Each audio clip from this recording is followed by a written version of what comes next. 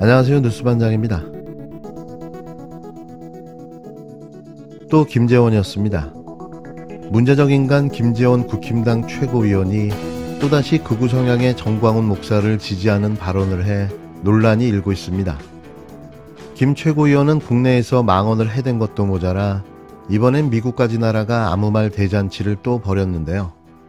이런 자가 어떻게 집권여당의 최고위원이 될 수 있었는지 의아스럽기만 합니다. 지난 26일 미국 조지아주에서 열린 한 보수단체 강연회에서 정광훈 목사가 우파 진영을 전부 천하통일했다. 북한의 지령을 받은 사람이 민주노총 간부로 활동하고 있다고 말했는데요. 이게 온전한 정신을 가진 정치인이 할 소리인가요? 얼굴이 많이 붉어 보이는 그는 강연회에서 이렇게 말했습니다. 정광훈 목사께서 또 우파 진영을 전부 천하 통일을 해서 요즘은 그나마 이 우파 진영도 민주노총에 대항하는 그런 활동 무대가 되어서 그나마 우리가 이렇게 보다가 보면 우리 쪽도 사람은 있구나 이런 마음이 들게 합니다. 정광훈 목사께서도 우파 진영을 전부 천하 통일을 해서 요즘은 그나마 우파 진영도 민주노총에 대항하는 그런 활동 무대가 되어서 그나마 우리가 이렇게 보다 보면 우리 쪽도 사람이 있구나 이런 마음이 들게 합니다. 김 최고위원은 지난 12일에도 정광훈 목사의 예배에 참석해 5.18 광주민주화 운동 정신에 헌법 수록을 반대한다고 말했다가 국민적 비난이 일자 급하게 대충 사과하고 수습했는데요. 지금 당장 김 최고위원을 해임하고 국힘당은 사과해야 합니다. 이런 편협한 사고와 종교에 매몰된 자가 어떻게 국민을 위한 정치를 할 수 있겠습니까? 그의 전적으로 미루어 봐도 이미 그는 자격이 없는데요. 혹시 이날도 음주를 하지 않았나 상당히 의심스럽습니다. 그건 맨정신으로 할 수 없는 이야기를 했기 때문인 거죠.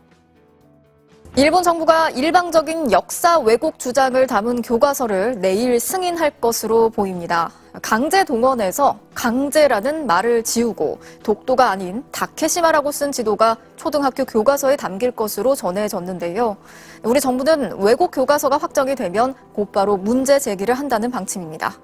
모든 걸 다 아낌없이 퍼주고 갖다 바쳤더니 돌아온 건 배신과 기만, 그리고 조롱, 거기에 뒤통수까지 세게 한 대 얻어맞았는데요. 이러려고 굽신굽신 조아리며 대일 굴욕 조공 외교를 했던 걸까요?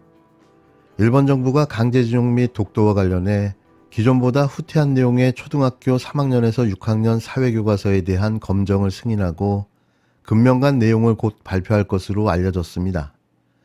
정부는 이 같은 검정이 이루어질 경우 외교 경로를 통해 일본 정부에 강력 항의할 것으로 보이는데요. 고작 할 수 있는 게 이것밖에는 없는 거죠. 어이가 없습니다. 27일 외교가에 따르면 일본 문무성은 오는 28일 초등학교 3학년에서 6학년 사회교과서 10여 종의 강제징용 기술과 관련해 강제성 부분을 삭제하는 검정을 승인하기로 했는데요. 문부성은 지난 2019년 검정에서 전쟁이 장기화되어 노동력의 부족을 보충하기 위해 조선인과 중국인을 강제로 끌고 와 광산 등에서 노동에 종사시켰다는 문장 중 강제로 끌고 와를 참여시켜라는 단어로 수정한다는 방침입니다. 독도와 관련해서도 일본의 고유영토 표현이 모든 교과서로 확장되는데요. 기존 대부분 교과서도 독도에 대해 일본의 영토라고 밝혀왔던 것보다 표현이 더욱더 강화되는 거죠. 일본은 항상 이런 식이었습니다. 약자 앞에서 강자로 군림하려 했기에 대한민국 대일외교는 더욱더 강경하고 치열했던 건데요. 유화책이랍시고 먼저 조공외교를 하고 굽신거린 결과가 무시와 기만으로 되돌아오고 만 겁니다. 이건 거의 몸 주고 돈 주고 귀싸대기를 얻어맞는 것과 다를 바가 없는 수준인데요. 우리 외교부는 일본 정부가 교과서를 통해 영토 역사 문제를 왜곡할 경우 아이보시 고이치 주한 일본 대사를 조치해 항의할 예정입니다. 그냥 보여주기식 쇼를 하겠다는 이야기인데요. 무기력하고 한심하기가 그지없습니다. 이미 판이 기울어지기 시작한 거죠. 일본은 교과서를 통해 침략의 역사를 지우고 독도에 대한 욕심을 계속해 드러내왔습니다. 특히 지난 한일 정상회담 때 계승하겠다고 했던 과거세에 대한 반성을 담은 담화도 교과서에서는 사실상 사라졌는데요. 일본 교과서의 역사 왜곡 시작은 1982년으로 거슬러 올라갑니다. 일본 문부과학성은 교과서를 제작하는 출판사에게 일본의 침략을 진출로 출병을 파병으로 완화시키라고 지시했는데요. 역사 왜곡이 더욱더 노골화된 건 1997년 새역사 교과서를 만드는 모임이 출범한 이후입니다.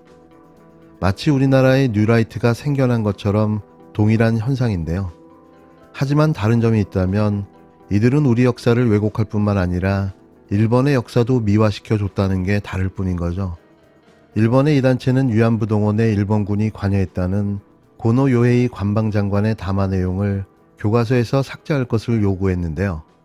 이후 보수 출판사인 후소샤와 손잡고 역사교과서 제작에 직접 나섰고 결국 2001년 8종의 역사 왜곡 교과서가 무더기로 문부성 검정을 통과했습니다. 2002년부터 독도 영유권 주장도 교과서에 등장해 일본의 영토가 타국의 위협에 직면했다. 한국이 다케시마 영유권을 주장하고 있다는 내용이 그대로 실렸는데요.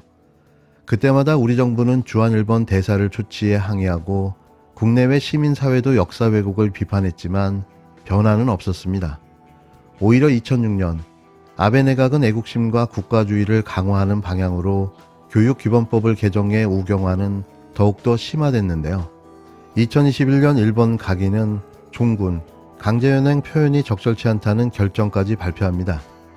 일본의 책임을 인정한 고노다마에 대한 설명이 남아있던 도쿄 서적 등의 교과서에서도 검정 이후 관련 내용은 수정됐는데요.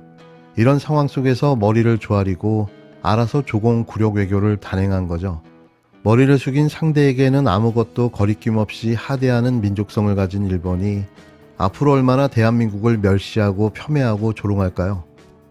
이래서 대한민국을 일본에 갖다 바쳤다는 말이 나오는 거죠. 한심한 윤석열 대통령의 한심한 정부, 더 잃을 게 있나 싶습니다.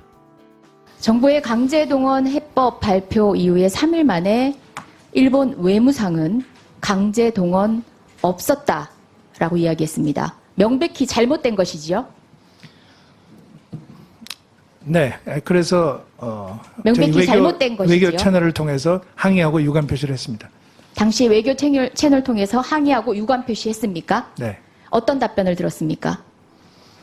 뭐 답변 내용은 구체적으로 말씀드릴 수 없습니다만 구체적으로 일본의 말씀해 국내 주시겠죠. 정치적인 상황도 관련이 있다고 생각합니다. 일본의 구체적인 상황 때문에 그렇게 말할 수밖에 없었다라고 직간접적으로 이야기를 했습니까?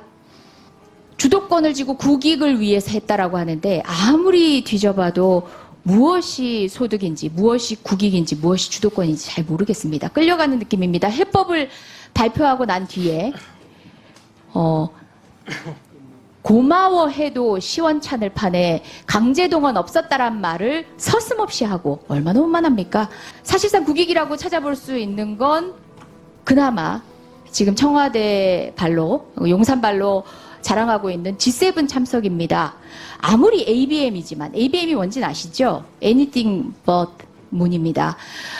문재인 대통령 G7 초청됐는데 이번 G7에 윤석열 대통령 초청 안 되면 얼마나 민망할까. 그런 자존심 세우는 그 목적 하나로 달려오신 거라면 참 씁쓸합니다. 나머지는 못 찾겠어요. 정말 못 찾겠어요. 독도 그리고 위안부 문제 논의된 적 없다라고 이야기하셨는데요. 논의라고 하면 사전적 의미가 이렇더라고요. 어떤 문제에 대하여 서로 의견을 말하며 토의함. 서로.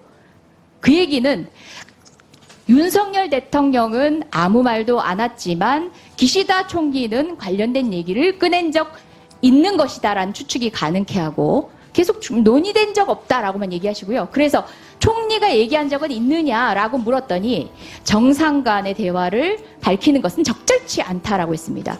그러면은 상식적인 누구든 국어적 해석으로는 기시다 총리가 얘기했겠구나 라고 생각하는 겁니다. 그게 문제입니다. 자, 일본의 외교적 신뢰 그런 거 다 떠나서요. 언론을 통해서 흘린 게 신뢰가 아니라 논의된 의제가 아닌데 테이블에 올리면 그건 강력하게 항의해야 되는 겁니다. 이건 정상 간의 외교에 있어서 기본 아닙니까? 네, 의원님. 기본 우선, 아닙니까? 네. 만약에 의원님 사전에 논제로 말씀하신 상정된 바 없는 합의된 바 없는 것들을 정상이 언급했다. 이거는 강력히 항의해야 되는 거죠. 네. 그렇죠. 이제 아까 그런데 말씀하신 그랬을 가능성에 대해서 지금 얘기하고 있습니다. 사실은 누구나 그랬을 거라고 지금 추측하는 발언을 그냥 국어적으로는 당연히 이해되는 발언을 하고 있거든요. 그 얘기는 그렇게 해서는 안 될 일을 기시다 총리가 언급을 했는데 윤석열 대통령은 입도 뻥끗하지 않았다. 정리 맞습니까? 예, 의원님. 서로 얘기하지 않은 거니까 윤석열 대통령은 입도 뻥끗 못했다가 사실 아닙니까? 거기에 지금 대한민국 국민은 분노하고 있는 겁니다.